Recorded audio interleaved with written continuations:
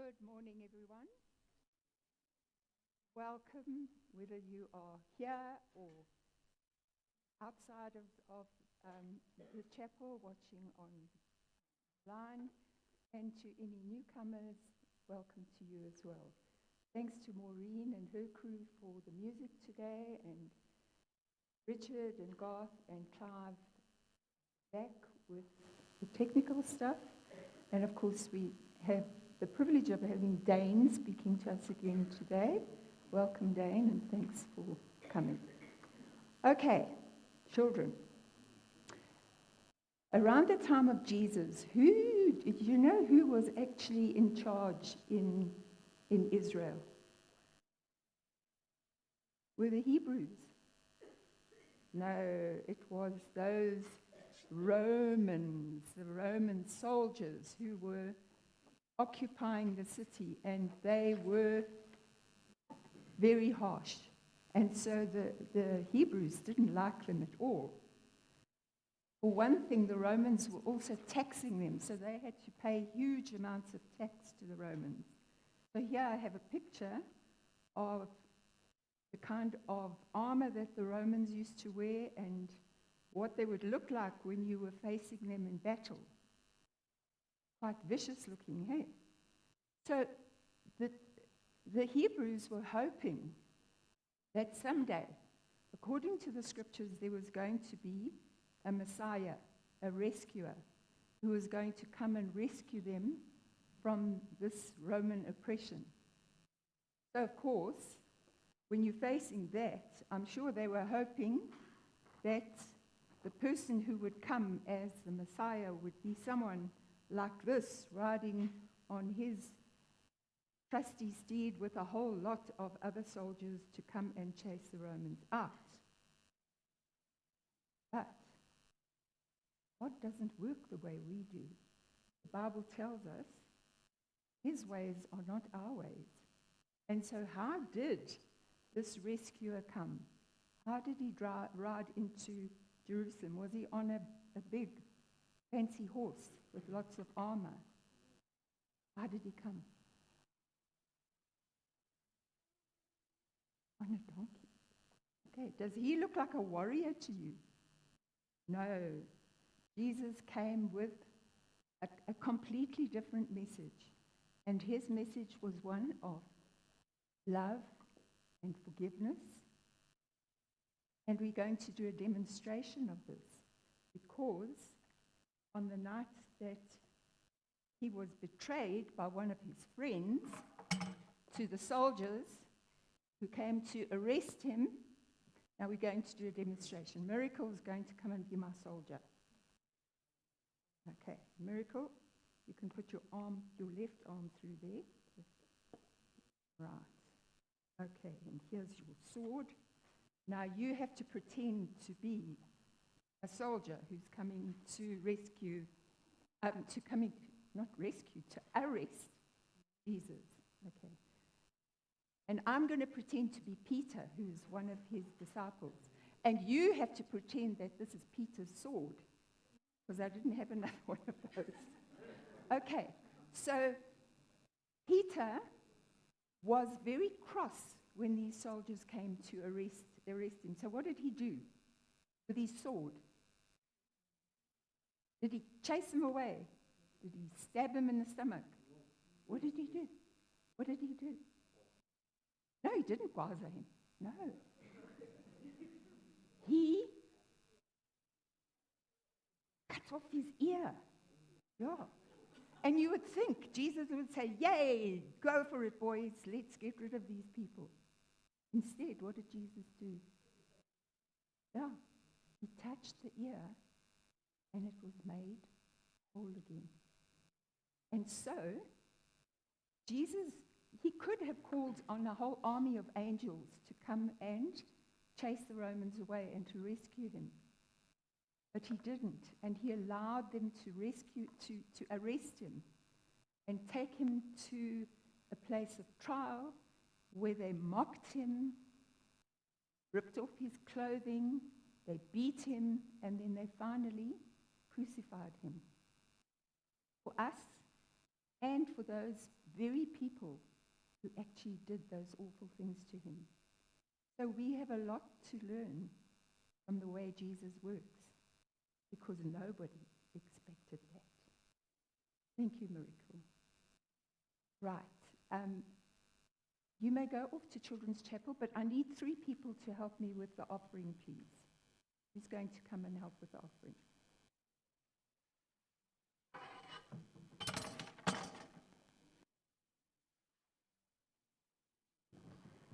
There we are. 1. Oh, good. Thank you. You go this side, you go in the middle, and you go this side.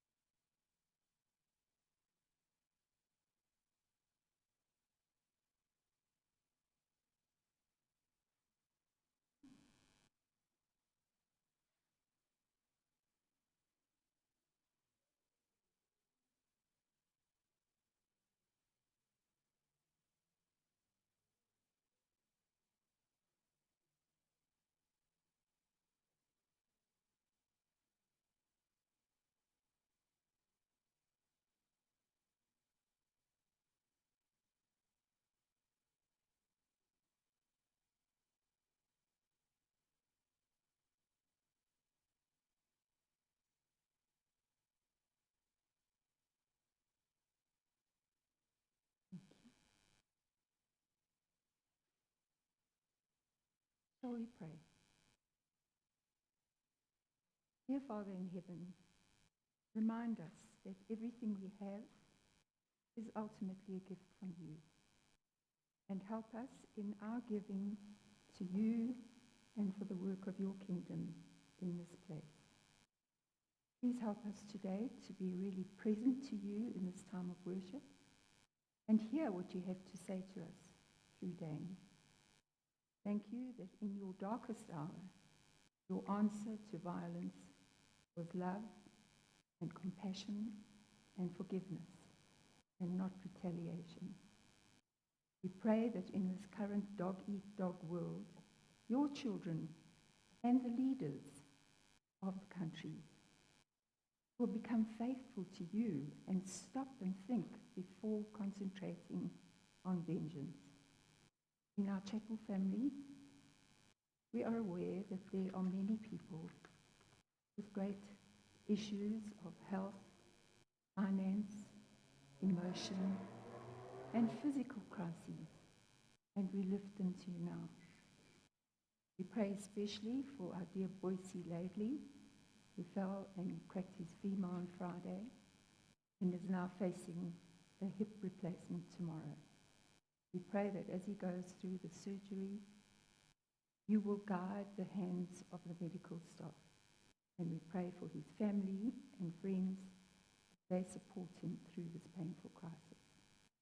We thank you for their faithful care for him during this stage of his life. And we thank you for the message that you bring of love and forgiveness. In Jesus' name we pray. Amen. Thanks, Maureen.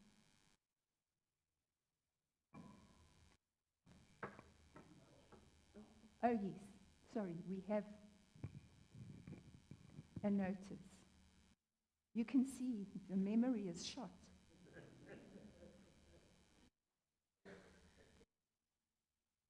Morning, everybody. Don't worry, Val. We're all getting there. This is just a reminder to the members of Bedford Chapel that we've got our AGM coming up on the 6th of May. So it will be here at chapel at 7 o'clock as we normally do. The reports for the AGM will go out next week, Sunday. So that will include the deacons report, the elders report, the finance report from the last year, as well as the proposed budget for the year ahead. For those of you that were involved in the reflection day that we had a couple of weeks ago, so Roger has put together a feedback report on that particular event That report will form part of the documentation that will be shared next week, Sunday, as well as the results of the survey that we had late last year. So we will package everything together into one report that will be made available from next week, Wednesday. So we do obviously need to have a quorum in order to be able to continue with the AGM. Proxy forms will also be available from next week, Sunday. So if you're not able to attend the AGM in person and you are a member, then I would request, please, that you can then fill out a proxy form, nominate someone that is a member that you trust that would then vote on your behalf. Those will be available. Then in terms of the deacons, so what I want to look at doing for this year ahead is reinstituting the designated portfolio structure that we used to have a couple of years ago, just to give a little bit more focus to some of the things that we need to start sort of getting back in place. So we are looking for 4 deacons to join the current core. So specifically looking for someone that could look after the maintenance portfolio. We want to start looking more specifically at our marketing strategy, as well as social media presence. So looking for someone that's got experience within those areas that could take on those portfolios. We want to get a bit more focus into sort of, let's call it fundraising, events and that kind of thing. So if you are a member, you do need to be a member to be eligible as a deacon. There are nomination forms that are already available to form part of the current core group, and then we'll look at how do we nominate the specific people for those portfolios. There are a couple of people that expressed interest within the survey, so I will reach out to you within the week if you are still interested. Not necessarily what you'd express to be a deacon per se, but wanting to be involved in certain aspects of church. So if something like being a deacon does interest you, then we can have a chat about it. But yeah, well, look, we will make again a reminder announcement next week as the documents come out, and then yeah, the 6th of May. Thanks.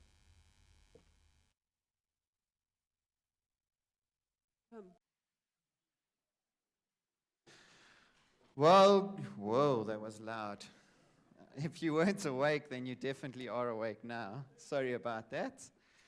Good morning, everybody. I hope that you're all doing well and that you've had a good week so far.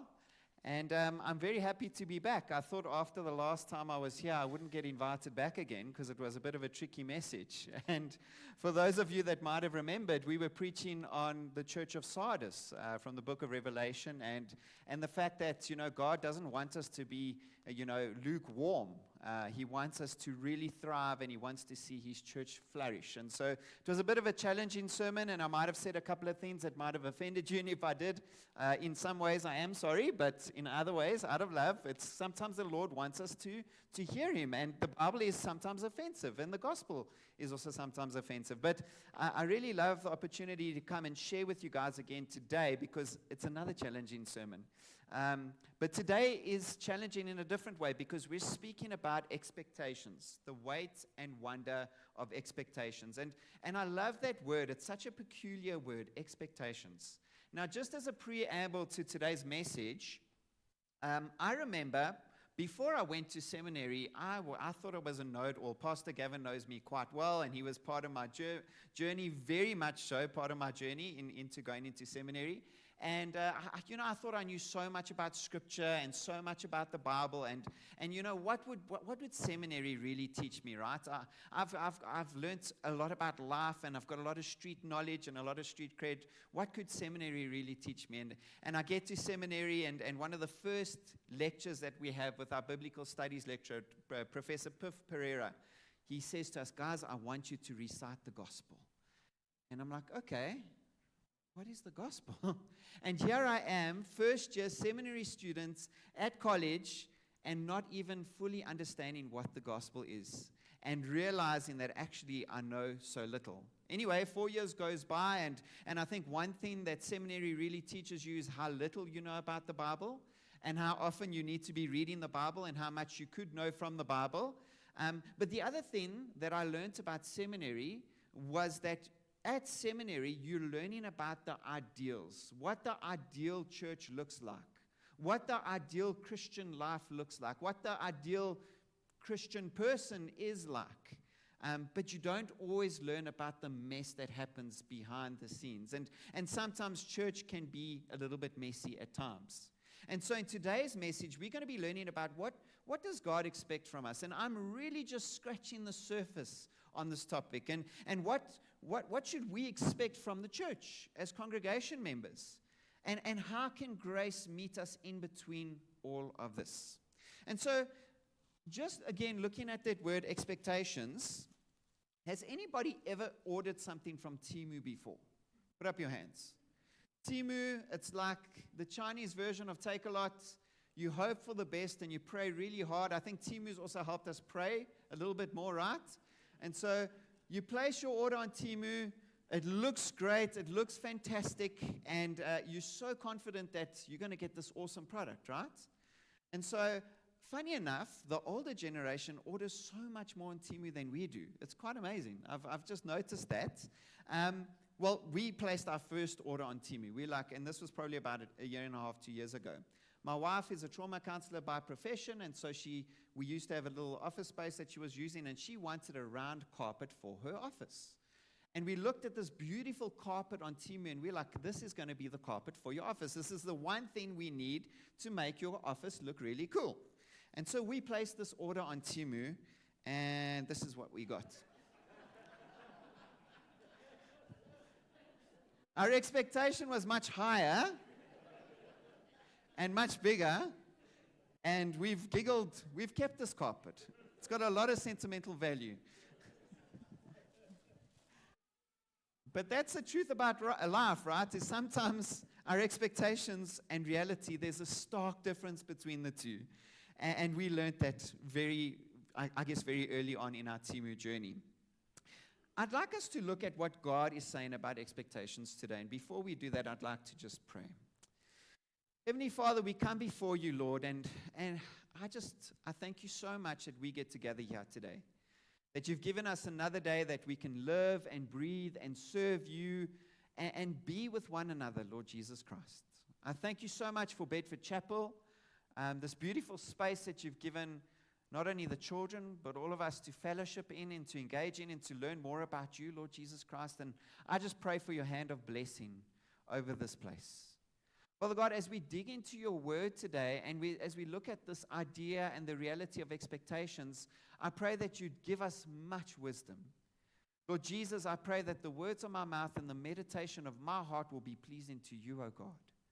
That you would take over, that it wouldn't be me speaking today, but it would be you, and I would just be merely used as a vessel, please, Father God. And so, Lord, I commit this service to you, and I commit this message to you. In Jesus' name we pray. And all God's people said, amen.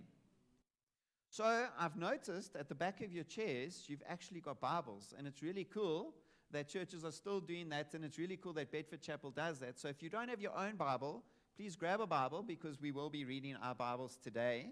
And the first passage I'd like you to turn to, if you do have your Bible, is 2 Timothy 2, verse 15. This is my life verse. And if you've never heard of someone having a life verse before, essentially what a life verse is, it's a passage in the Bible that you'll often turn back to. It's sort of the litmus test for your Christian walk. It's that one passage to say, okay, Lord, if this is the foundational passage that I can turn to, am I living according to your word? Am I fulfilling what this passage is speaking about? Am I fulfilling the reality of these words in this passage? And so I'm going to recite this to you because I love this passage. It says, do your best to present yourself to God as one approved, a worker who has no need to be ashamed and correctly handles the word of truth. And I love that passage because in my mind, I know, not only as a pastoral figure or as a teacher or whatever role that I'm in at the moment, my responsibility is to do my best to present myself to who? Who does it say there? To God as one approved. So immediately in the back of my mind, I know that I'm not winning man's approval. I'm waking up each day, looking at my life and saying, Lord, am I presenting myself to you as one approved? A worker who has no need to be ashamed And that there's so many nuances in that one particular verse. What does it mean to be ashamed? And where does shame come from? And how can we look at that word shame? And lastly, and who correctly handles the word of truth? Am I reading my Bible? Am I following what the Bible is telling me to do? Am I listening to God through reading Scripture? And this was my life verse long before ministry. But I realized more recently, in the last year or so, I'm actually starting to understand what my life verse is all about. I'm actually starting to understand that regardless of whatever role I'm in, am I presenting myself to someone that is approved? Am I reading my Bible? Am I living a life that's not full of shame? And so, right on the onset of today's message, and as we think about expectations, I want to challenge all of you. What is your life verse? What is that one passage that you can glean on, that you can go back to, that you can ask the Lord about and say, Lord, am I really living up to this?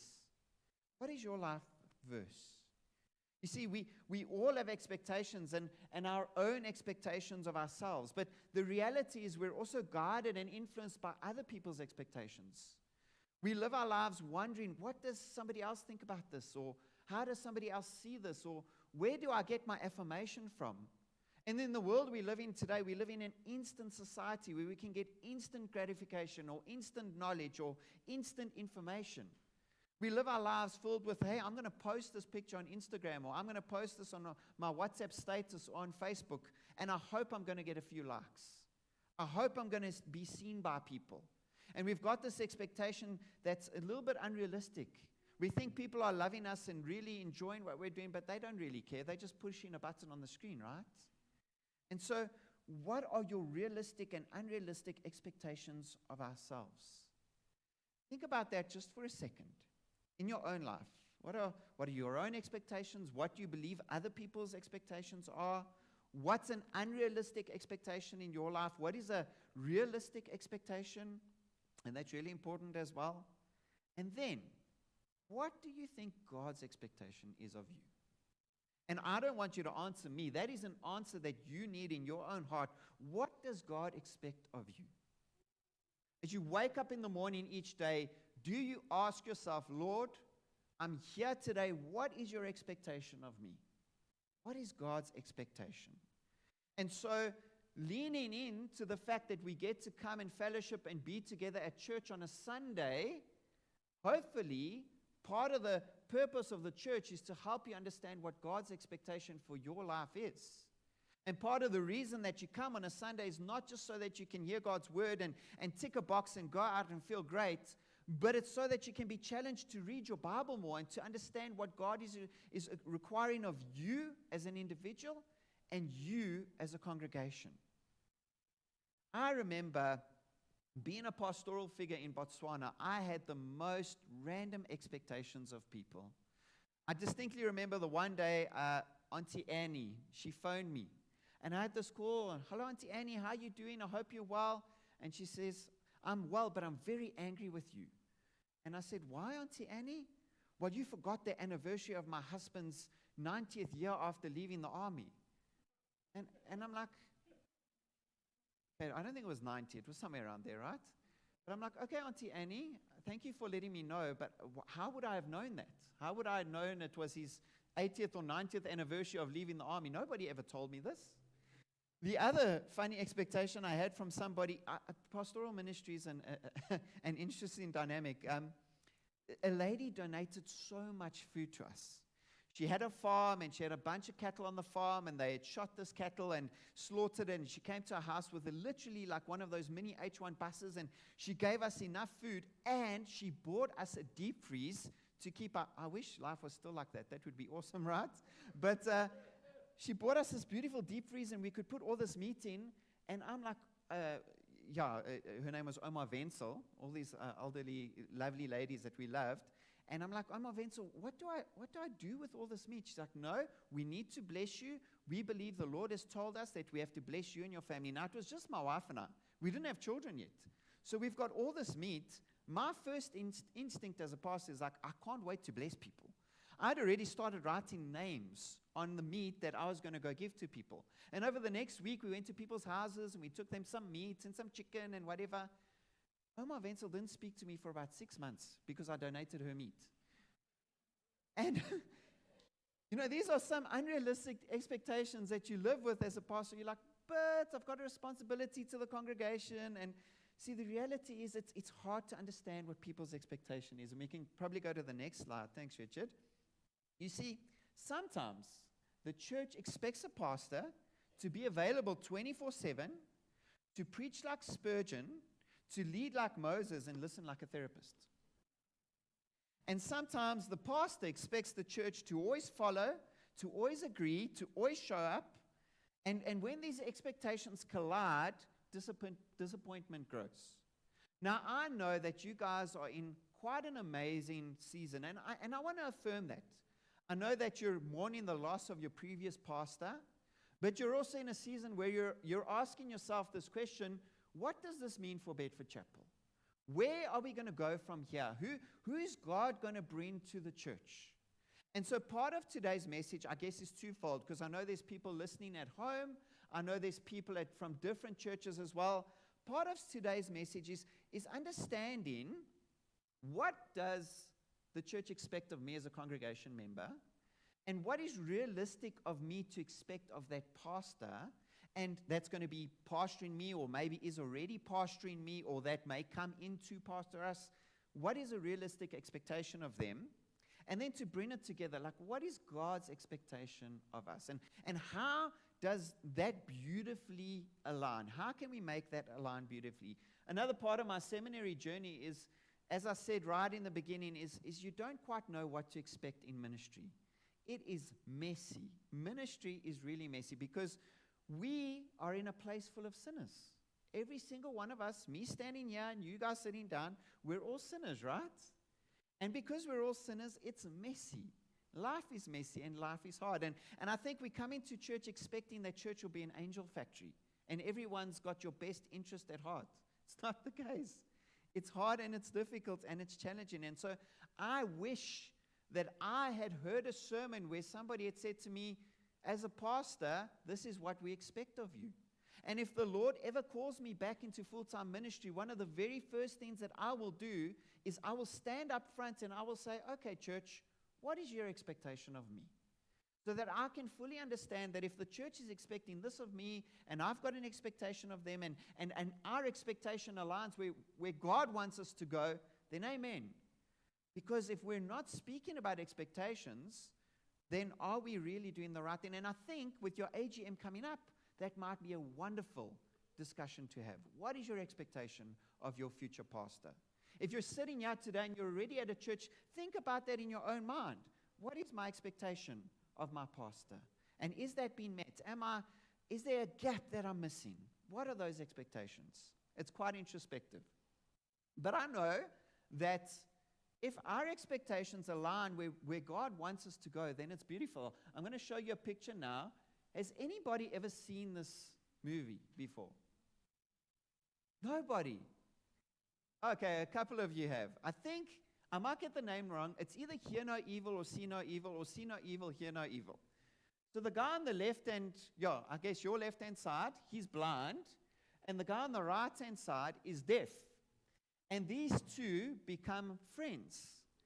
But their friendship is more than just friendship because they end up helping each other in so many ways. There is a bit of vulgar language in the movie, so forgive me.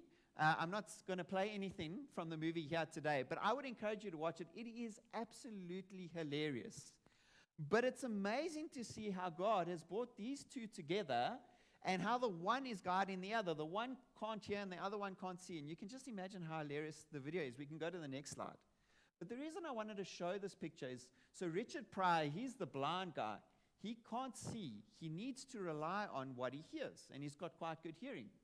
And Gene Wilder, he's the deaf guy. He can't hear, but he needs to rely on what he sees. So he often reads people's lips, and it's hilarious. Together, they function incredibly well. Individually, they struggle. Together, they function well. And when the church and the pastor both look to Christ, they complete each other. There's this beautiful synergy that happens. And so I'd encourage you to watch even a couple of clips on YouTube. It is absolutely hilarious. Like I said, there is a bit of vulgar language. I apologize for that. But the movie just reminded me of how two people can complement each other. And the reason I wanted to show that picture is because both of them were handicapped in some way. And when we come into a church context, all of us have our own handicaps. All of us struggle in some areas. But when we work as a body, there can be so much beauty that comes from that. Healthy expectation begins when we both look up and align our hearts with God. God is greater than the pastor. God is greater than the church. God is greater than every single one of us. I've got a quote that I'd like to share with all of you right now.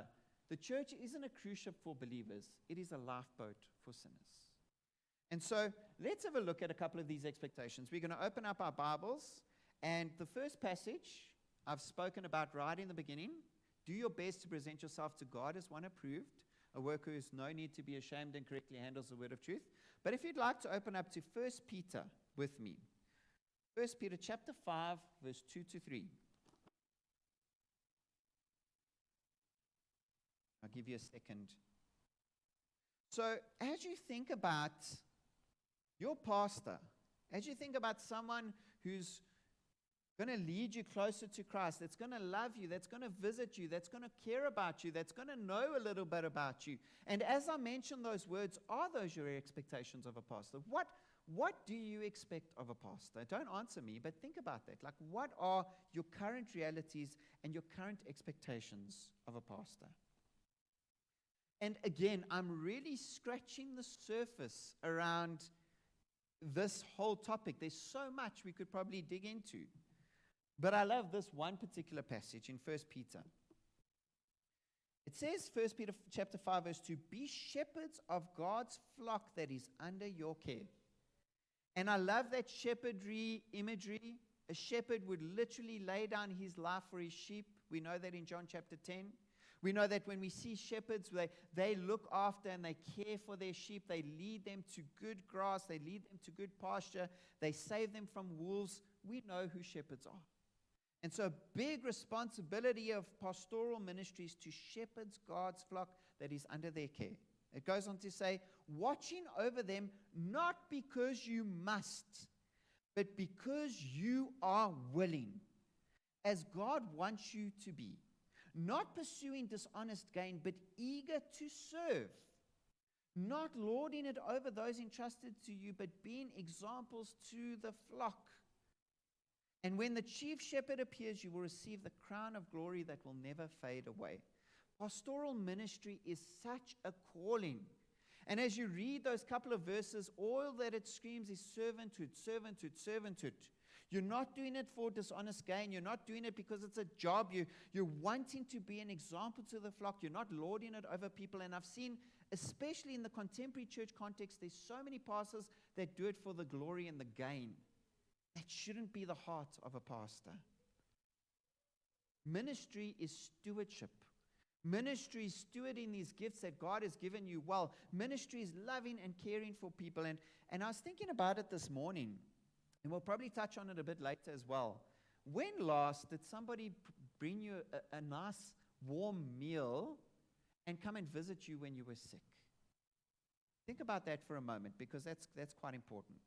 So, pastoral expectations. These are just but a few words that you can think about when you're thinking about your pastor. Possibly your current pastor that you have now, or the pastor that's going to come and shepherd here at Bedford Chapel. Are they shepherding? Are they watching over you? Are they willing?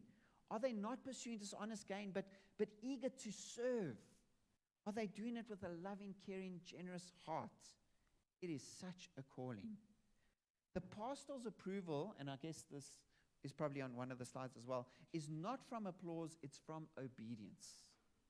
God says, well done, my good and faithful servant, because of what God has asked the pastor to do, not what the congregation wants of him. All right, so that's a pastoral expectation, and we're just kind of skimming the tip of the iceberg on that one. Now, let's look at the expectation of the church, and we can turn to 1 Timothy. But I've got another passage that's actually more important than, well, no passage is more important than the other, but I'm going to read another passage as well.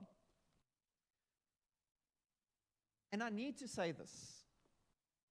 1 Timothy chapter 5, and we're going to be reading from verse, 17 to 18 will be good.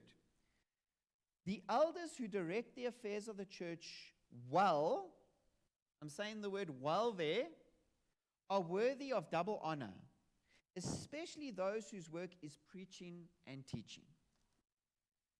I know that there's a couple of people in your typical church at home that are pastors and are leading and teaching and preaching.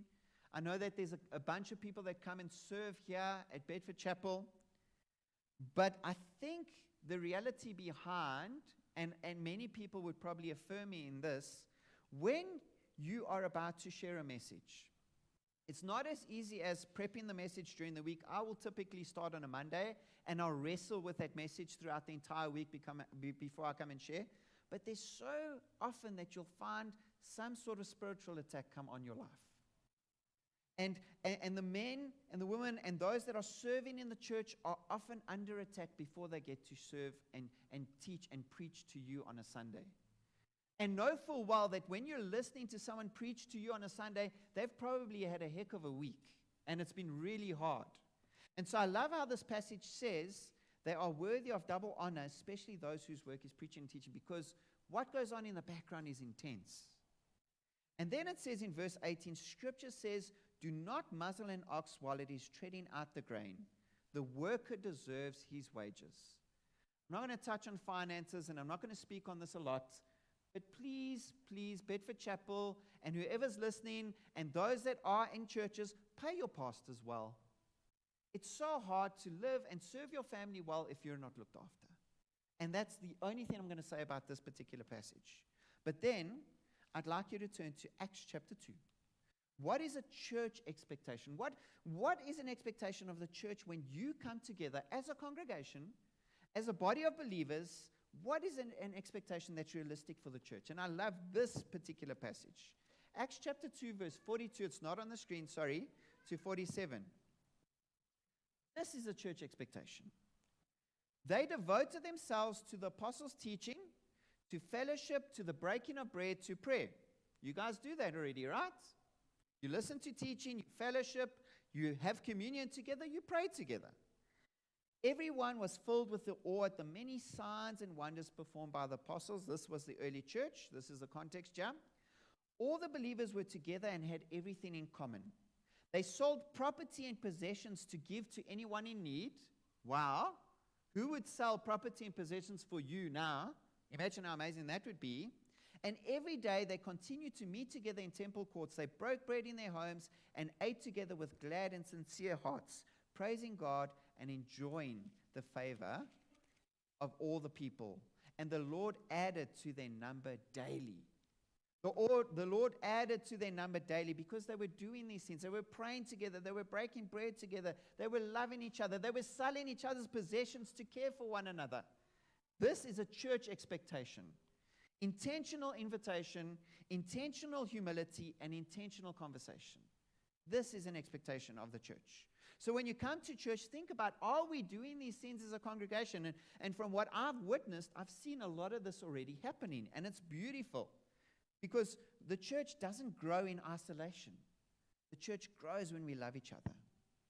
And lastly, what is a mutual expectation? What is an expectation from the pastor's side and the church's side as well? Ephesians chapter 4, verse 11 to 16. You're welcome to turn there now. I'm just going to read Ephesians 4, 11 to 16. This is a beautiful, beautiful passage. It says in Ephesians 4, verse 11, so Christ himself gave the apostles, the prophets, the evangelists, the pastors, and the teachers. To do what? To equip his people for works of service, so that the body of Christ may be built up, until we all reach unity in the faith, in the knowledge of the Son of God, and become mature, attaining to the whole measure of the fullness of Christ. So I love the fact that it says, Christ himself gave the apostles and all these people in these roles to do what? To equip his people for works of service. We come to church to be equipped for works of service. We come to church to be equipped so that we can go out there and make a difference. We come to church so that we may be built up in Christ and be examples to the people in our workplaces, to be an example to the people at school. We come to church to be equipped for the works of service. This is a mutual expectation. The pastor needs to be able to equip you for the work of service, but the pastor himself also needs to be equipped. When God's people and God's pastor both look to him first, expectation becomes partnership and not pressure. And I think that's probably the next slide, yeah.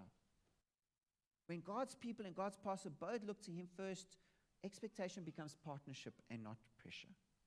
And so this is where I challenge you as individuals today. Again, what are your expectations of a pastor? Is it grounded in grace or is it grounded in preference? Oh, my pastor never comes to visit me. Oh, my pastor never does this for me. Is that some of your terminology? And if that is some of your terminology, that's fine. I know in my own heart we're serving at Riverside at the moment, and if I've got anything that I don't agree with, that I'm not happy about, that I'm just not okay with, I will then go to my pastor. I will phone him and say, can we have coffee? And I'll have a good chat with him. And I'll see where he's at, what his needs are, and then I'll see where I'm at. So what are your expectations of a pastor? The next one is, will you pray for your current or your future pastor? And have you been doing so already? Will you be praying for your current and future leaders? The idea of deacons was mentioned earlier today. Are you praying for these deacons? Are you praying for your leaders? And the next one is, will you commit to serve with him, not just by him? Will you commit to say, I'm going to serve with my pastor because I want to see this church grow? As a congregation, pray that your future pastor will remember that the church belongs to Jesus. And that they will serve faithfully and love deeply and be anchored by the word of Christ. That the first thing that you see in your future pastor and your current pastor is the love of Jesus beyond anything else. I had a good conversation with a friend recently, and we were just chatting about pastoral ministry and about life and everything that's happening. And I said, his name's Chris. I said, Chris, when you're in pastoral ministry, you live in a fishbowl. And he said to me, what do you mean you live in a fishbowl? And I said, well, everybody knows your every move. If you're a pastor and you go into a bottle store and a congregation member sees that, you will hear about it, for sure. And they will be wondering, why are you in a bottle store? If you slip up and say a word that wasn't supposed to come out because you stubbed your toe, you will hear about it. And the reality is you just hope and pray that you've got a congregation that loves you enough to have grace with you, that will be okay with even your mess-ups. The other reality that I'd like to encourage this particular church with, and all of those churches that are listening in, is does your church have a missional mindset? Is the goal, as I said, to be equipped for service? Is the goal to reach out to the lost that doesn't know Jesus yet? Because as it says in Scripture, that Christ will not return until everybody has had an opportunity to hear the gospel. And you've got a part to play in that. Does your church have a missional mindset? Are you as a church and your pastor thinking about those around you that are serving Jesus? And then I want to bring it back to you. When we look in a mirror, we see someone with expectations. But what does God see? We spoke about that earlier. God sees someone that he loves, that he wants to use. Isn't that beautiful? And so, as I draw to a close, I want to give you 4 P's. I want to leave you with 4 P's this morning. The first P I want to give you is pray. Prepare your hearts for your new pastor. Pray for your current pastor, if you're listening in. If you're thinking about who's going to come and serve at your church, maybe you're at a church already that doesn't have a pastor. Bedford Chapel is one of those places. Pray for your new pastor. Pray for his family. Pray for his ministry. Pray for his health. Pray. The second P that I'd like is prepare. Strengthen your culture now. We belonged to a very unhealthy church for a while, and the culture there was just so tainted by sin. And there was stuff happening, letters were being written, and it was ugly and messy and just not nice. And maybe you're in that season of your church now. Maybe you need to prepare something new. Maybe you need to prepare a conversation with your pastor. But for you at Bedford Chapel, strengthen your culture now. Make sure that when your pastor comes in, he's coming to lead well and to take over for something that's already strong and healthy. The third thing is partner. Be ready to partner. Whether you have a pastor or you're waiting for a pastor, what can I do? I've, on countless occasions, said to our current pastor that at Riverside, I said to him, where do you need me? I can serve and I've got this gifting, but where do you need me? How can I partner with you? What could I do? It may be helping him move house one weekend. You don't know. And lastly, protect unity. Guard yourself and the church. If anybody starts gossiping, if anybody starts bad-mouthing, protect yourself, protect your church. Don't entertain that stuff. Protect unity. The last passage that I'm reading this morning is from Romans. And again, it's just another beautiful passage. Well, all scripture is beautiful, right? Romans chapter 15, verse 5 to 6. It says, May the God who gives endurance and encouragement give you the same attitude of mind toward each other that Christ Jesus had, so that with one mind and one voice you may glorify the God and Father of our Lord Jesus Christ. May the God who gives endurance and encouragement give you the same attitude of mind towards each other that Christ Jesus had, so that with one mind and one voice you may glorify God and the Father, our Lord Jesus Christ. I don't think there's anything more beautiful in the world when you see a church that's thriving, that's loving each other, that's caring for each other, that's going above and beyond, that's enjoying each other, and a church that's happy to serve. That the moment you hear of a need, you're wanting to go out there and say, I'm going to fulfill this need. I'm going to make a difference. And I pray that will be Bedford Chapel. Shared expectations and surrendered hearts. The church thrives. It doesn't just survive. Let's pray. Heavenly Father, we come before you this morning and we thank you so much that the one expectation you have of us is just to love you. And the other side of that expectation is that you love us and you want to love us. You want to care for us. You want us to know that you are there for us. How beautiful is that, Lord? And so, as I pray for Bedford Chapel this morning, I just pray, Lord Jesus Christ, as they think about their new pastor and the new season this church will enter, that you would bless this season. That this pastor would come into a healthy, thriving, wonderful community that's protected its unity. And I pray for those of us that are already in seasons where we've got pastors in our churches, that we would come alongside them and partner with them and say, what can we do to serve alongside you? How can we be ambassadors for Christ? I pray for all of us today that are here, Lord. There may be some people that are tired. There may be some people that are sick. There may be some people that are struggling financially. Father God, you know every need that is in this building today. And you've given me this opportunity to share today. You've also given me this opportunity to pray. I pray that you would provide a miracle in their lives today, Father God. That they would walk out of here being seen by you. That you would see their need, you would see their hurt, you would see their desire, Father God. And that you would perform an incredible miracle in their lives.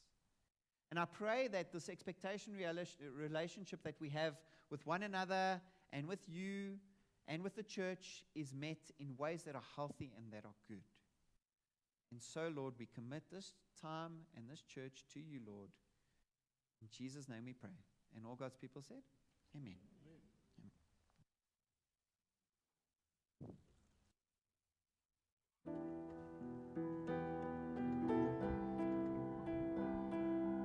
For your message.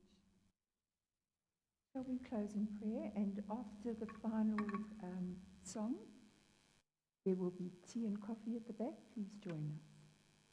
Shall we close in prayer? Lord Jesus, we thank you for the message you brought to us through Dane. Make us honest enough to meditate and even wrestle with what you require of us, and the courage to follow through. May we truly come to the point where we live for you alone. In Jesus' name we pray. Amen. Thanks, Maureen. Please stand for our last song.